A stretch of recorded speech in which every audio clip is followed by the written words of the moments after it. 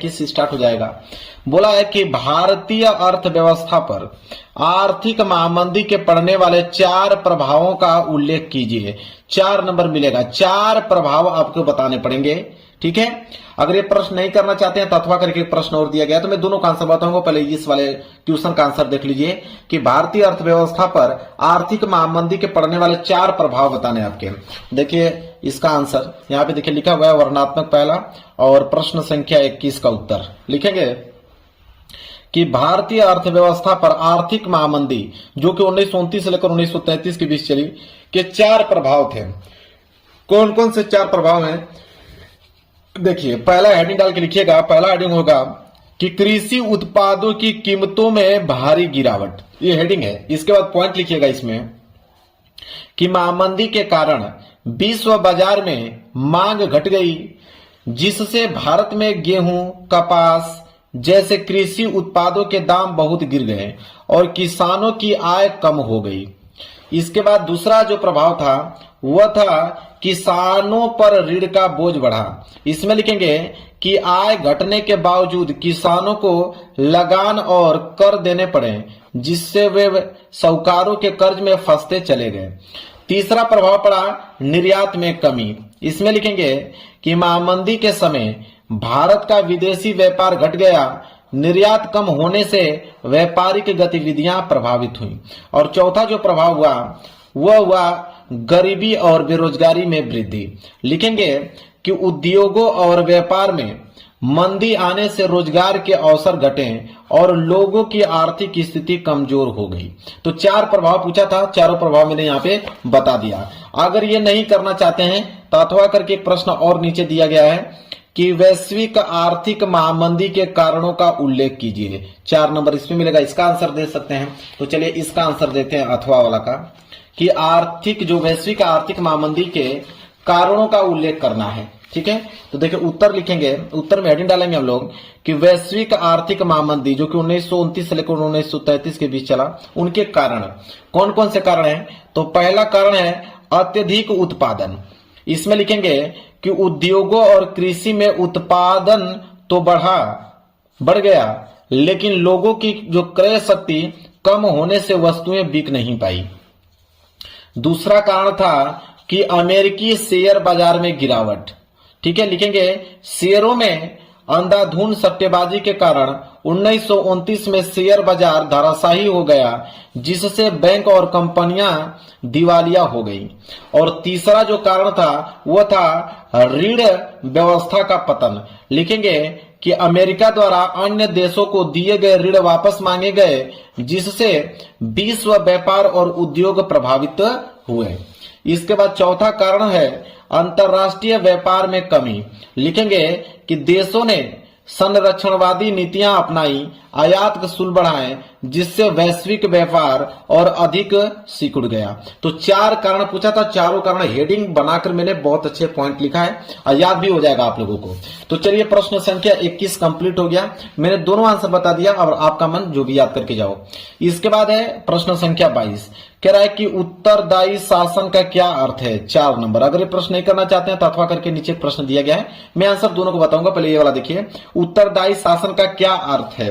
तो लिखेंगे प्रश्न संख्या 22 का उत्तर लिखेंगे कि उत्तरदायी शासन वह शासन व्यवस्था है जिसमें सरकार अपने कार्यों, निर्णयों और नीतियों के लिए जनता के प्रति उत्तरदायी होती है।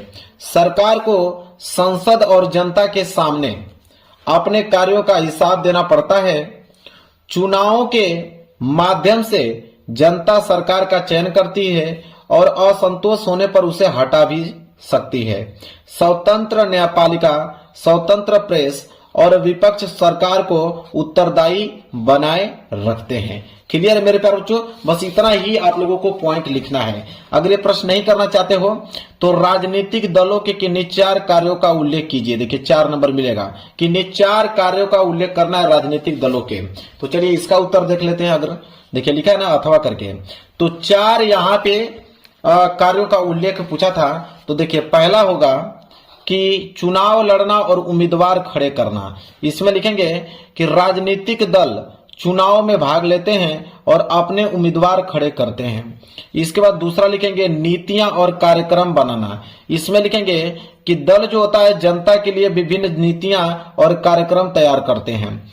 तीसरा लिखेंगे कि सरकार का गठन करना और संचालन करना। इसमें लिखेंगे कि बहुमत मिलने पर राजनीतिक दल सरकार बनाते हैं और देश का शासन चलाते हैं।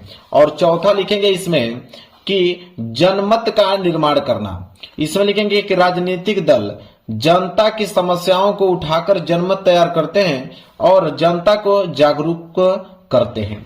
क्लियर है? चलिए अब हम आगे बढ़ेंगे प्रश्न संख्या 23 की तरफ। प्रश्न संख्या 23 है कि आर्थिक विकास के लिए ऊर्जा का एक आधारभूत आवश्यकता है, इसके कोई दो कारण लिखिए।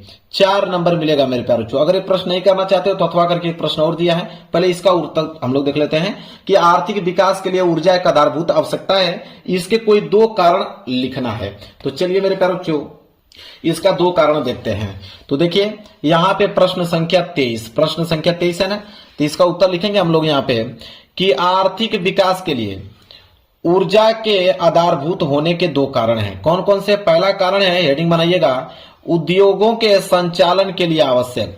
लिखेंगे कि कारखानों, मशीनों और उत्पादन कार्यों को चलाने के लिए ऊर्जा अनिवार्य है। बिना ऊर्जा के औद्योगिक उत्पादन संभव नहीं है।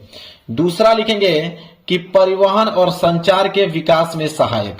इसमें लिखेंगे कि परिवहन साधन जैसे रेल, सड़क, जहाज और वायुयान ऊर्जा पर निर्भर होते हैं, जिससे व्यापार और आर्थिक गतिविधियां बढ़ती हैं। क्लियर है? चलिए आगे देखेंगे। अगर ये प्रश्न नहीं करना चाहते हो तो अथवा करके एक प्रश्न दिया है कि परिवहन तथा संचार के साधन किसी भी देश की जीवन रेखा क्यों माने जाते हैं? दो कारण लिखिए। इसका जवाब दे दीजिए, ये भी 4 नंबर के लिए है।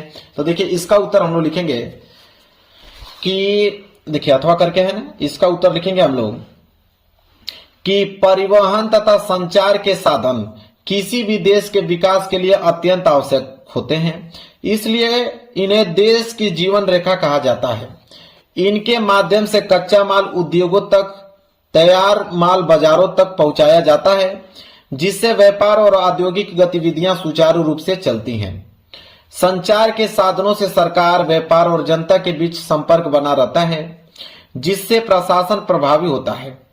इसके अलावा दूर दराज क्षेत्रों को आपसी जुड़ाव बढ़ता है, जिससे राष्ट्रीय एकता और आर्थिक विकास को बल मिलता है। और पूछा था हमसे क्या कि परिवहन तथा संचार के साधन किसी देश की जीवन रेखा क्यों माने जाते हैं? दो कारण लिखिए। ठीक है, दो कारण भी पूछा था तो दो कारण लिखिए। पहला कारण लिखेंगे आर्थिक गतिविधियों को गति देते हैं। लिखेंगे कि परिवहन और संचार के साधनों से कच्चा माल उद्योगों तक तथा तैयार माल बाजारों तक पहुंचाता है, इससे व्यापार, उद्योग और कृषि का विकास होता है। और दूसरा लिखेंगे इसके कारण कि राष्ट्रीय एकता और प्रशासन को मजबूत करते हैं। इसमें लिखेंगे कि संचार के साधनों से सरकार और जनता के बीच संपर्क बना रहता है, दूर दराज क्षेत्रों का देश से जुड़ाव बढ़ता है, जिससे राष्ट्रीय एकता सुदृढ़ होती है। तो दो कारण भी पूछा था, दो कारण भी मैंने यहाँ पे बता दिया। चलिए अगला प्रश्न देखते हैं, प्रश्न संख्या 24 कि अच्छे बाजार के किन्हीं दो लक्षणों का उल्लेख कीजिए। 2 नंबर मिलेगा। अगर ये नहीं करना चाहते हैं तो पीछे अथवा करके दिया है, तो पहले इसका देख लीजिए। कह रहा है कि अच्छे बाजार के किन्हीं दो लक्षण लिखेंगे। यहाँ प्रश्न संख्या 24 कि अच्छे बाजार के 2 लक्षण कारण सहित। देखिए पहला है कि पर्याप्त प्रतिस्पर्धा। इसमें लिखेंगे कि अच्छे बाजार में अनेक विक्रेता और क्रेता होते हैं। प्रतिस्पर्धा होने से वस्तुओं की कीमतें नियंत्रण रहती है और उपभोक्ताओं को उचित मूल्य पर गुणवत्तापूर्ण वस्तुएं मिलती हैं। और दूसरा लिखेंगे सही और पूर्ण जानकारी की उपलब्धता। इसमें लिखेंगे कि अच्छे बाजार में उपभोक्ताओं को वस्तुओं की कीमत, गुणवत्ता और मात्रा की सही जानकारी मिलती है। इससे उपभोक्ता ठगे जाने से बचते हैं और विवेकपूर्ण निर्णय ले सकते हैं। चलिए 2 यहाँ पे लक्षण पूछा था, दोनों लक्षण मैंने यहाँ पे बता दिया। आगे बढ़ते हैं। अगर ये प्रश्न नहीं करना चाहते हैं तो पीछे एक प्रश्न और दिया गया है। देखिए दिया है ना, अगर वो नहीं कर पाओगे तो अथवा करके एक प्रश्न और है कि बहुराष्ट्रीय कंपनियों के भारत में निवेश की विधियों का वर्णन कीजिए, 4 नंबर इस पे मिलेगा। तो चलिए इसका उत्तर हम लोग देखते हैं। देखिए अथवा करके यहाँ पे हिंट डालेंगे कि बहुराष्ट्रीय कंपनियों के भारत में निवेश की विधियां कौन कौन सी हैं। पहला विधि लिखेंगे संयुक्त उपक्रम, लिखेंगे इसमें कि बहुराष्ट्रीय कंपनियां भारतीय कंपनियों के साथ मिलकर पूंजी निवेश करती है और उत्पादन करती है। और दूसरा विधि है स्थानीय कंपनियों का अधिग्रहण, लिखेंगे वे भारत की मौजूद कंपनियों को खरीदकर या उनमें हिस्सेदारी लेकर निवेश करती हैं। और तीसरा इसमें लिखेंगे कि नई इकाइयों की स्थापना, लिखेंगे बहुराष्ट्रीय कंपनियां भारत में नए कारखाने या उत्पादन इकाइयां स्थापित करती हैं। और चौथा है आपूर्ति श्रृंखला के माध्यम से निवेश, इसमें लिखेंगे कि भारतीय छोटी कंपनियों से कच्चा माल या सेवाएं लेकर उत्पादन श्रृंखला का विस्तार करती हैं। चलिए मेरे प्यारों ये भी बिल्कुल कंप्लीट हो गया।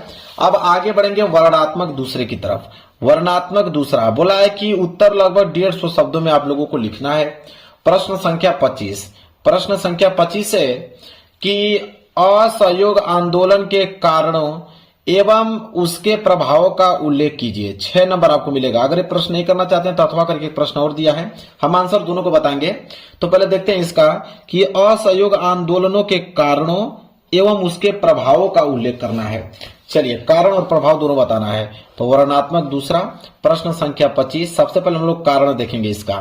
तो पहला हेडिंग होगा कि खिलाफत आंदोलनों का समर्थन, इसमें लिखेंगे कि भारत के मुसलमानों ने ओटोमन खलीफा के संरक्षण के लिए आंदोलन की मांग की। ठीक है, इसके बाद दूसरा है संपूर्ण स्वराज की चाह, इसमें लिखेंगे कि भारतीयों को ब्रिटिश सरकार में स्वतंत्रता प्राप्त करनी थी। तीसरा कारण है कि जलियांवाला बाग हत्याकांड और अन्य अत्याचार, इसमें लिखेंगे कि जो ब्रिटिश अत्याचारों ने असहयोग की भावना को बढ़ाया। चौथा कारण था कि गांधी जी का नेतृत्व और अहिंसक आंदोलन का विचार, इसमें लिखेंगे हम लोग कि महात्मा गांधी ने अहिंसा और सत्याग्रह के सिद्धांतों के आधार पर आंदोलन चलाया। तो ये तो कारण थे। अब इसके प्रभाव भी बताना है। तो पहला प्रभाव लिखेंगे ब्रिटिश शासन का दबाव, लिखेंगे कि असहयोग आंदोलन ने ब्रिटिश सरकार को नीतियों में नरमी के लिए मजबूर किया। इसके बाद दूसरा है प्रभाव जन जागरण, इसमें लिखेंगे कि देश में स्वतंत्रता संग्राम के प्रति जनता के जागरूकता और भागीदारी बढ़ी। तीसरा है राष्ट्रीय एकता, लिखेंगे हिंदू मुस्लिम एकता मजबूत हुई। चौथा लिखेंगे असफलताओं के बावजूद संगठनात्मक अनुभव, लिखेंगे कि आंदोलन ने भारतीय राष्ट्रीय आंदोलन को संगठित करने में मदद की। चलिए अगर ये प्रश्न नहीं करना चाहते हैं तो अथवा करके दिया है कि भारत में राष्ट्रवाद के उदय के प्रमुख कारण क्या थे, 6 नंबर मिलेगा।